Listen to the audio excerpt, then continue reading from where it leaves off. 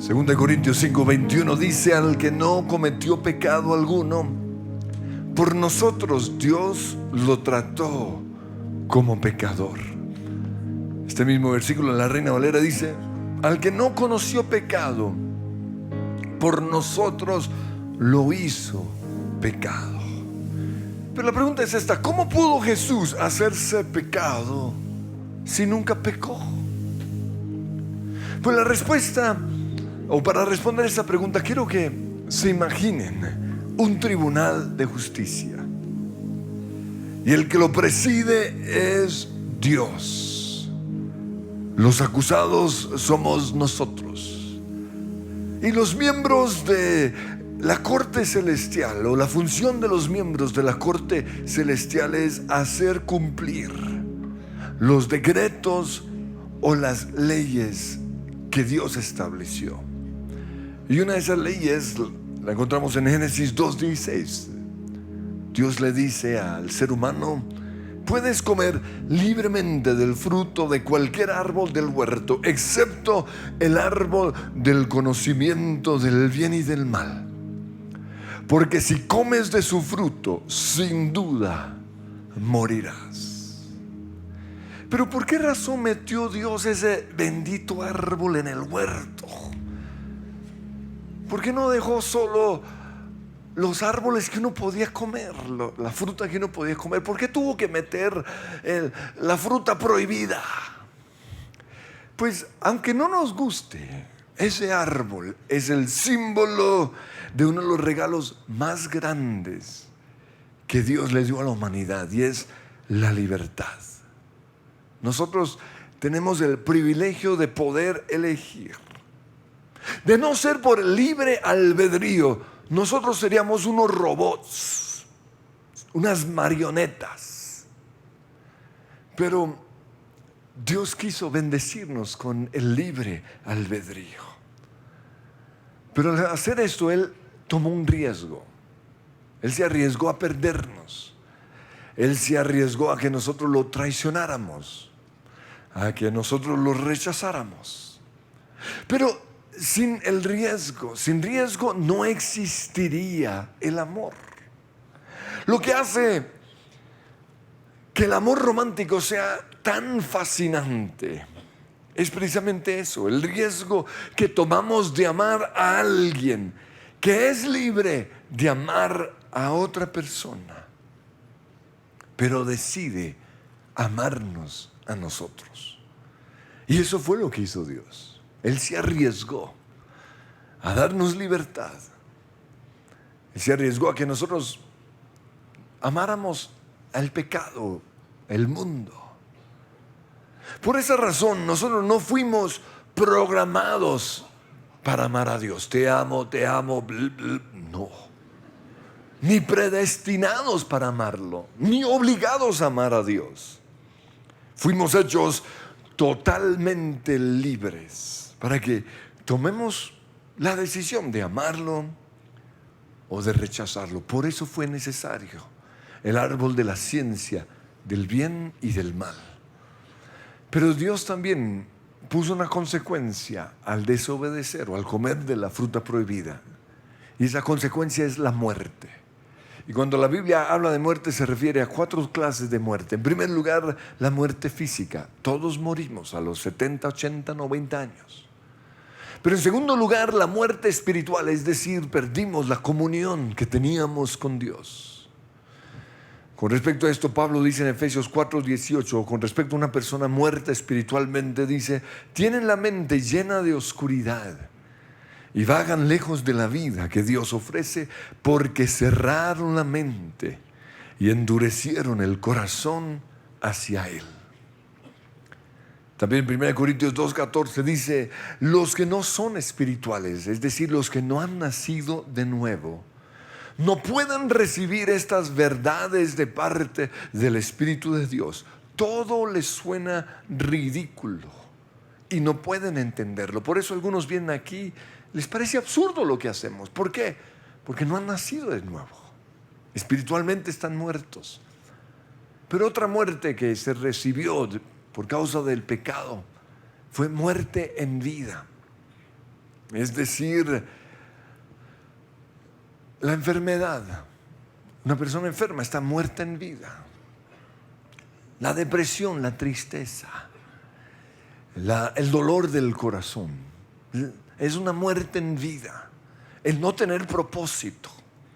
Pero la otra muerte es la muerte eterna. Eternamente separados de Dios en el infierno. Ahora, Adán y Eva representaron a la raza humana. Y ellos hicieron lo que nosotros hubiéramos hecho. Esto lo digo porque algunos dicen, si yo fuera Adán, yo no hubiera hecho eso. Claro que sí. Ellos nos representaron. Nosotros hubiéramos desobedecido al igual que ellos. Y debido a su desobediencia, la consecuencia cayó sobre toda la humanidad. Dice Romanos 5:12, cuando Adán pecó, el pecado entró en el mundo. El pecado de Adán introdujo la muerte, de modo que la muerte se extendió a todos porque todos pecaron. El versículo 18 dice, así es, un solo pecadito de Adán trae condenación para todos. Y en el versículo 19 dice, por uno solo que desobedeció a Dios, muchos pasaron a ser pecadores. Y por eso David, en el Salmo 51:5 dice, pues soy pecador de nacimiento. Así es, desde el momento en que me concibió mi madre. Porque la vida empieza en el momento de la concepción. Por eso estamos en contra del aborto.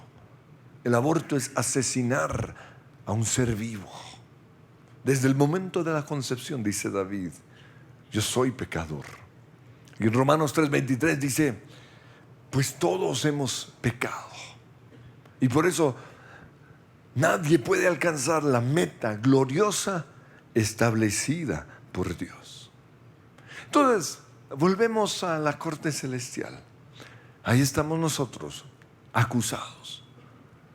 Y la sentencia que es puesta sobre nosotros es la muerte eterna. Silla eléctrica. Porque la Biblia dice, la paga del pecado es la muerte. Pero la buena noticia es que el que preside la corte celestial es Dios. Y Él es bueno y misericordioso. Él no quiere que nadie se pierda. Por eso Él pone el tema discusión. Él dice, ¿qué podemos hacer para liberar al ser humano de lo que merece la muerte eterna? Y los seres celestiales, cuya función es hacer cumplir las leyes espirituales, empiezan a debatir. Por un lado uno dice, si lo perdonamos, le estamos dando licencia a los otros para que pequen. Y en ese caso tú perderías toda credibilidad, le dicen a Dios, o le dice a Dios. Otro ángel dice, sí, pero si lo condenamos, nadie tiene esperanza. Porque todos, o el pecado cayó sobre todos. Y en ese caso, ¿dónde estaría el amor de Dios? Por eso Dios dice, ¿qué puedo hacer? ¿Cómo puedo liberar al ser humano del pecado o de la consecuencia del pecado sin concederles el permiso a que otros pequen? ¿Cómo puedo perdonar al ser humano y aún así mostrar mi odio por el pecado?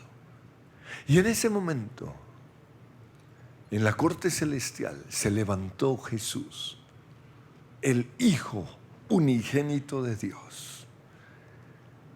Caminó al lugar en donde estábamos nosotros los acusados.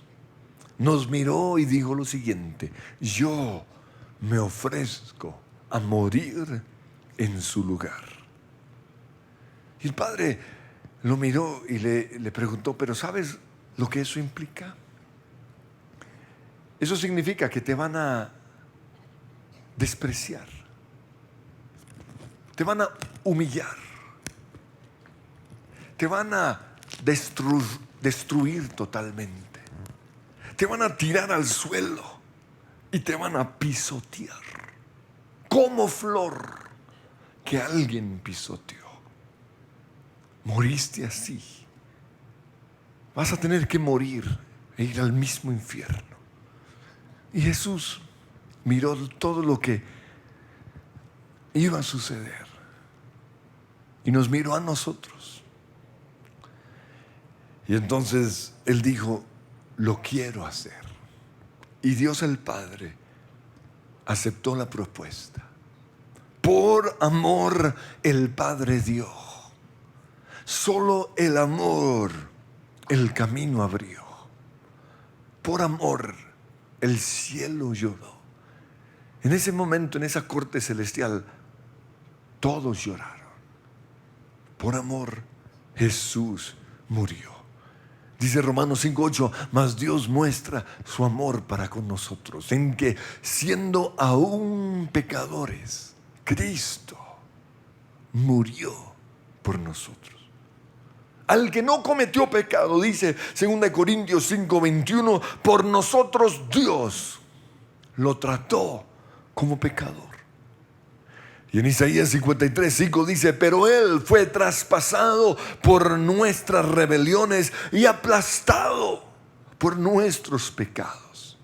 Fue golpeado para que nosotros estuviéramos en paz, y fue azotado para que pudiéramos ser sanados. Todos nosotros nos extraviamos como ovejas. Hemos dejado los caminos de Dios para seguir los nuestros. Sin embargo, el Señor puso sobre Él los pecados de todos nosotros. Él no había hecho nada malo y jamás había engañado a nadie, pero fue enterrado como un criminal. Y todo porque no tenemos un sumo sacerdote que no pueda compadecerse de nosotros, sino uno que fue probado en todo, pero sin pecado. Y la pregunta es precisamente esa: ¿cómo pudo Jesús hacerse pecado si nunca pecó? Él lo hizo por amor. Y antes de morir, Jesús dice: todo consumado es. O sea, Él hizo todo lo necesario.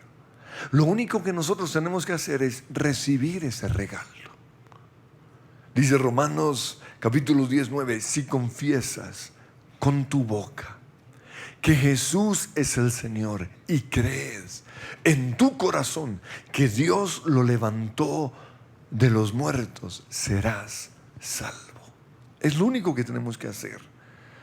Y en Romanos 5:1 dice: por lo tanto, ya que fuimos declarados justos a los ojos de Dios por medio de la fe, tenemos paz con Dios gracias a lo que Jesucristo nuestro Señor hizo por nosotros.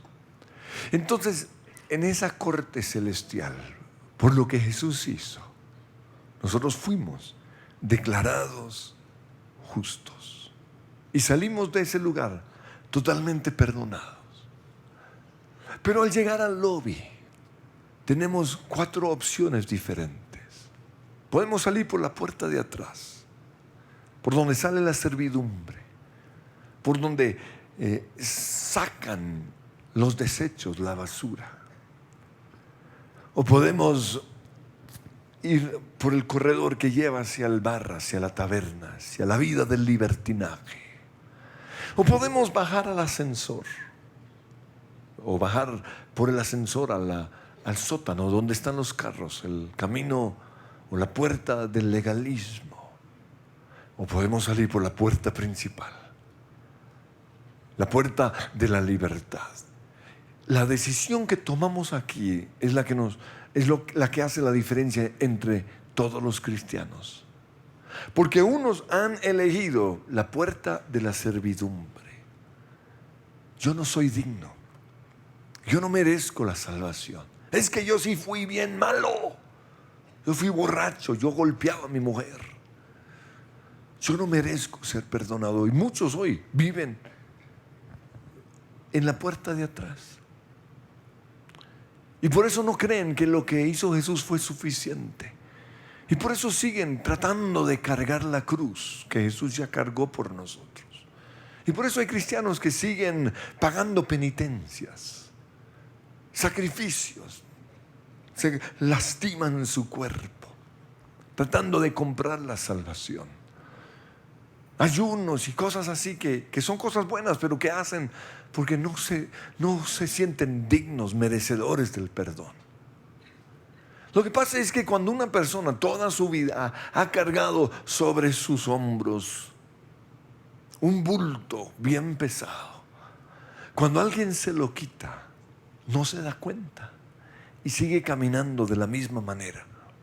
Y así viven muchos cristianos que salieron por la puerta de la servidumbre.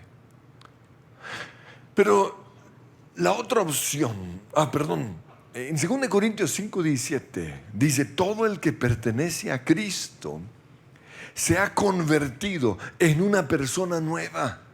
La vida antigua ha pasado, una nueva vida ha comenzado. Recíbalo y salga por la puerta principal. Pero otros han elegido el pasillo que los lleva al bar, al casino, a la vida de los vicios, la vida del libertinaje. Dice Gálatas 5:13: pues ustedes, mis hermanos, han sido llamados a vivir en libertad. Y ellos dicen libertad. Pero aquí sigue diciendo: pero no usen esa libertad para satisfacer los deseos de la naturaleza pecaminosa, los deseos de la carne. Ese pasillo nos puede llevar a cometer los mismos pecados que nos sentenciaron a la muerte. Y yo siempre pregunto: ¿para qué jugar con fuego? ¿Para qué vivir tan cerca del abismo? Porque podemos caer en cualquier momento. ¿Para qué jugar con la salvación? Dice Hebreos 10:26: si seguimos pecando a propósito o deliberadamente, después de haber recibido el conocimiento de la verdad, ya no queda ningún sacrificio que cubra esos pecados. Solo queda la terrible expectativa del juicio de Dios y el fuego violento que consumirá a sus enemigos. Pues todo el que rehusaba obedecer la ley de Moisés en el Antiguo Testamento era ejecutado sin compasión por el testimonio de 2 o 3 testigos. Piensen pues cuánto mayor será el castigo para quienes han pisoteado al Hijo de Dios. Porque hoy todavía hay cristianos que pisan a Jesús, así como lo hicieron los que lo crucificaron en la cruz. Y son aquellos que, a pesar de ser perdonados, siguen pecando. Ahora, algunos argumentan que es que como ya ahora estamos bajo la gracia, ya no tenemos que cumplir la ley de Dios. Eso es del Antiguo Testamento. Pero hey, es que Dios es el mismo ayer, hoy, por los siglos. Lo que Él escribió en el Antiguo Testamento son los mismos pensamientos de hoy. La diferencia es que ya no somos justificados por guardar la ley, sino por la gracia, por el regalo de la salvación.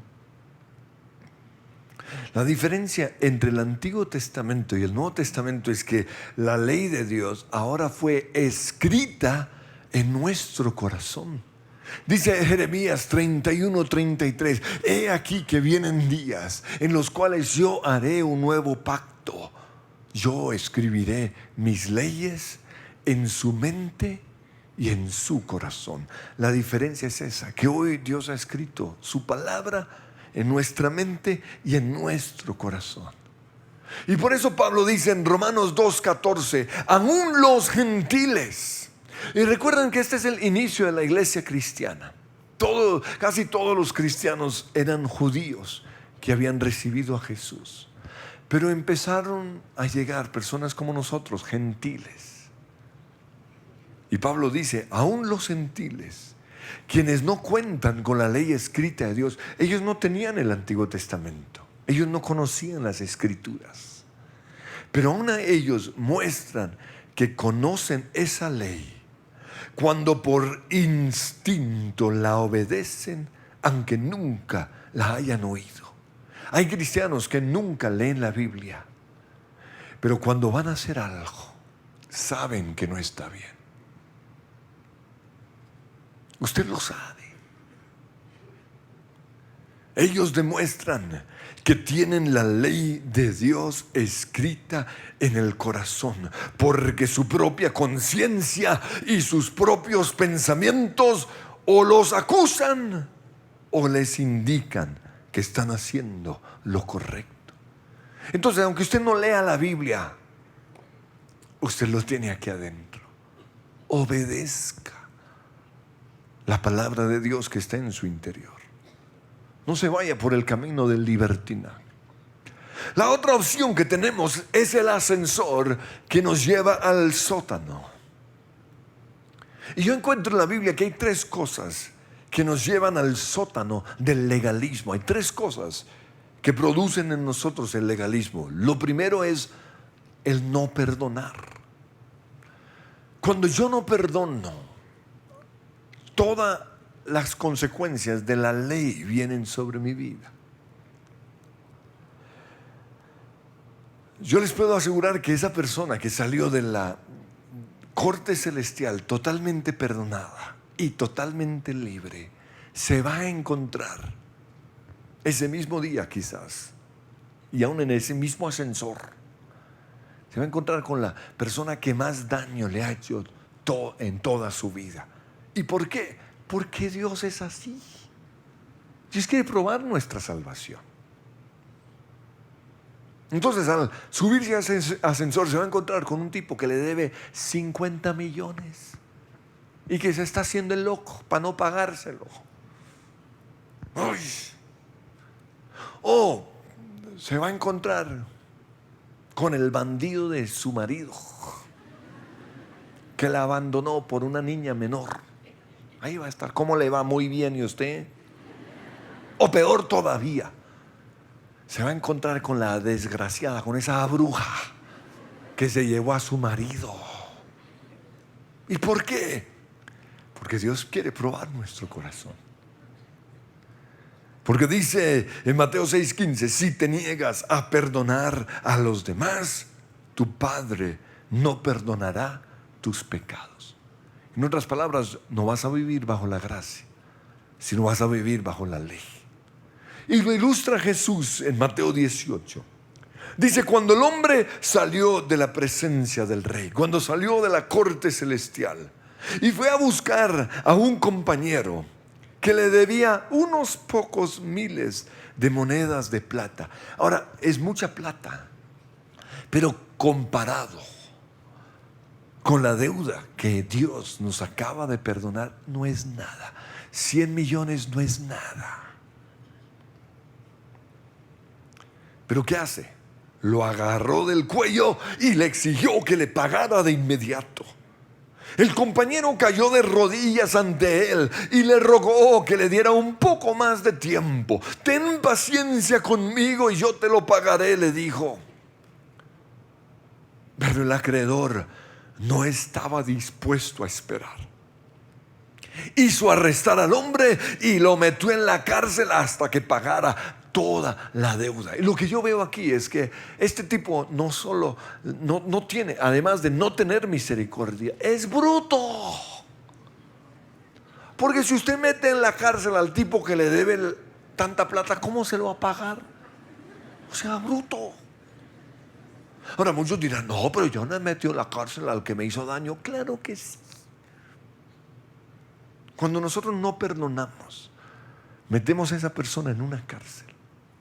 Y a partir de ese momento, sin querer, esa persona nos va a seguir haciendo daño hasta que la liberemos de esa cárcel.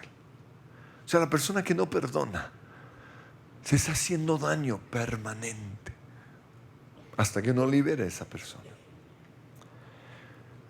Pero lo otro que sucede al no perdonar, es que salimos del lugar de la gracia en donde estamos por la obra de Jesús y volvemos a vivir bajo la ley. Por eso sigue diciendo Jesús en el versículo 31, cuando algunos de los otros siervos vieron eso, se disgustaron mucho y fueron ante el rey y le contaron todo lo que había sucedido. Entonces el rey llamó al hombre al que había perdonado y le dijo: siervo malvado, ¿qué pasó con ese Jesús lindo que estaba dispuesto a morir? ¿Qué pasó con ese que me miró tiernamente y dijo: yo voy a morir por él? Lo que pasa es que el momento en el cual nosotros no vivimos o no operamos de la misma manera en que operó Dios, Él también cambia. Salimos de la gracia y caemos bajo la ley. Y Dios ya no nos trata como hijos, sino nos dice: siervo malvado, te perdoné esa tremenda deuda porque me lo rogaste. ¿No deberías haber tenido compasión de tu compañero así como yo tuve compasión de ti? Y entonces el rey, enojado, envió al hombre a la prisión para que lo torturaran hasta que pagara toda la deuda. ¿Qué pasa? Cuando yo no perdono, yo salgo del lugar de la gracia y empiezo a vivir bajo las maldiciones de Deuteronomio capítulo 28. Todas las maldiciones ahí escritas tienen derecho, libertad de caer sobre mí. Pero no solo eso, sino que los verdugos, que son los demonios, tienen libertad de atormentarnos hasta que no paguemos la deuda. Y entonces Jesús dijo, eso es lo que les hará mi Padre Celestial a ustedes si se niegan a perdonar de corazón a sus hermanos. Lo siguiente que ocasiona el legalismo es no juzgar. Jesús dijo en Mateo 7:1, no juzguen para que no sean juzgados. En otras palabras, no sean legalistas con otros, para que yo no tenga que ser legalista con ustedes. Eso es lo que nos dice Jesús. Así es como funciona la cosa. Bueno, venga a ver. Ahora, ¿qué es juzgar? Juzgar es simplemente señalar los errores, los defectos de otra persona, hablar acerca de ellos. Y cuando yo empiezo a hacer eso, yo salgo de la gracia y caigo en el legalismo o en el antiguo pacto. Y según la palabra, nadie puede ser justificado bajo la ley. En Gálatas 2:16 dice, pues nadie jamás será declarado justo ante Dios mediante la obediencia a la ley. Es imposible. Por eso Jesús dice en Mateo 7:2, porque tal como juzguen, se les juzgará. Y con la medida con que midan a otros, se les medirá a ustedes. Entonces, cuando yo juzgo, yo me vuelvo legalista y Dios se me vuelve legalista. Y por eso en Santiago 2:13 dice, no habrá compasión para quienes no hayan tenido compasión de otros. Pero si ustedes han sido compasivos, Dios será misericordioso con ustedes cuando los juzgue. Lo otro que nos vuelve legalistas es exigirle a otros lo que Dios nos ha exigido a nosotros. Yo creo que esta es la razón principal de por qué hay legalismo en la iglesia cristiana. Y es que Dios a uno les exige algo y esa persona se lo exige a todo el mundo. Hay que ver la diferencia entre una palabra específica para mí y una palabra general.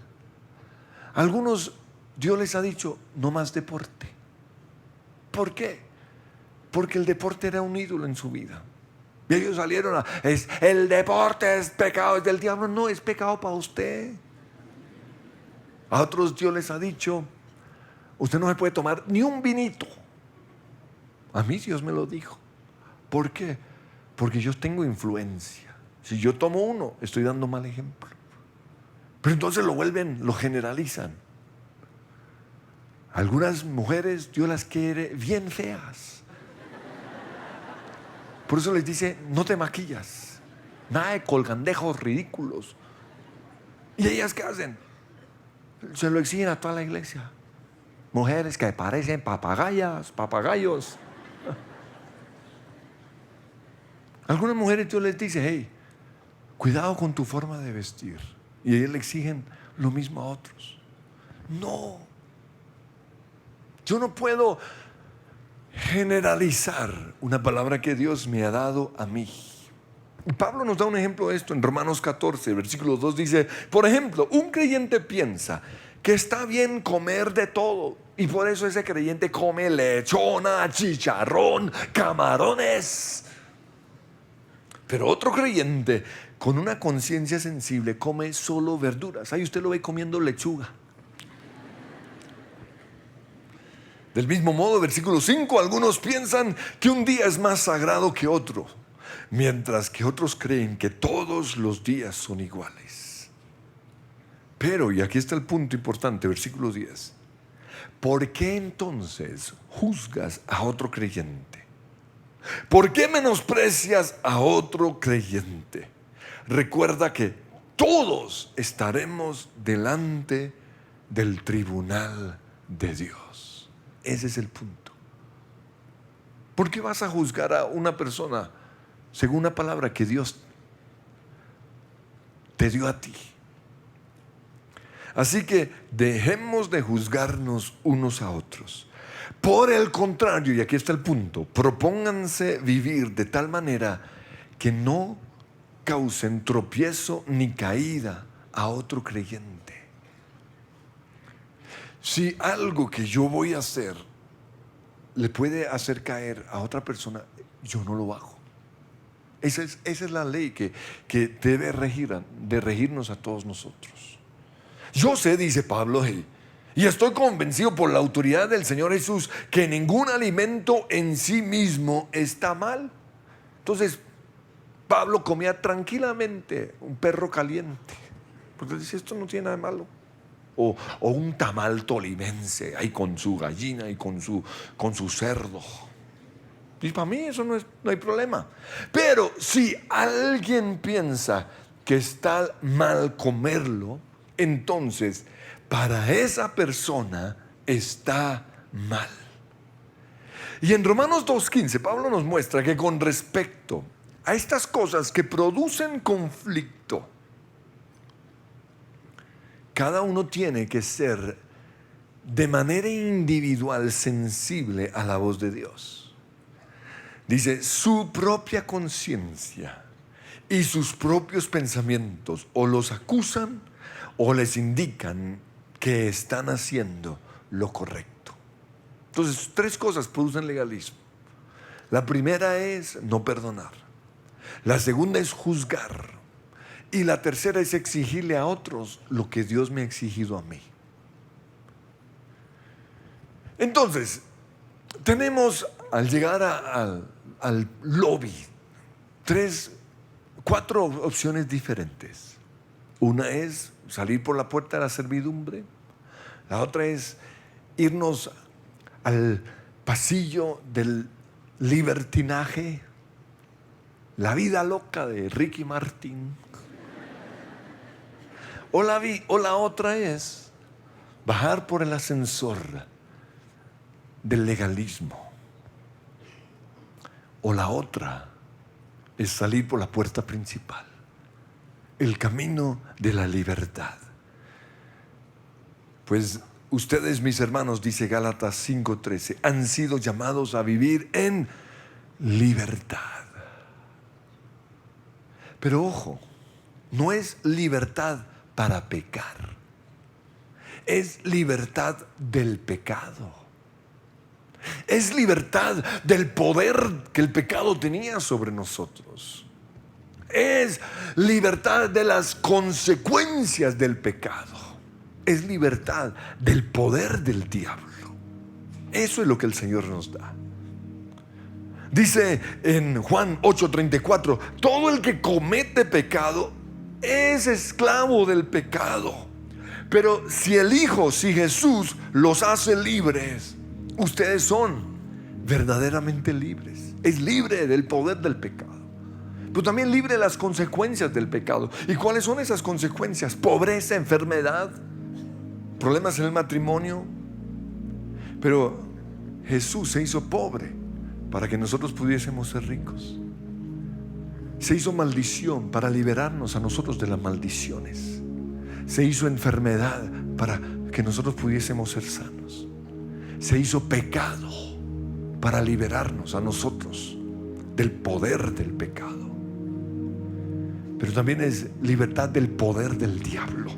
Dice Colosenses 1:13, pues Él nos rescató del reino de la oscuridad, del reino de los demonios, y nos trasladó al reino de su Hijo amado, quien compró nuestra libertad y perdonó nuestros pecados.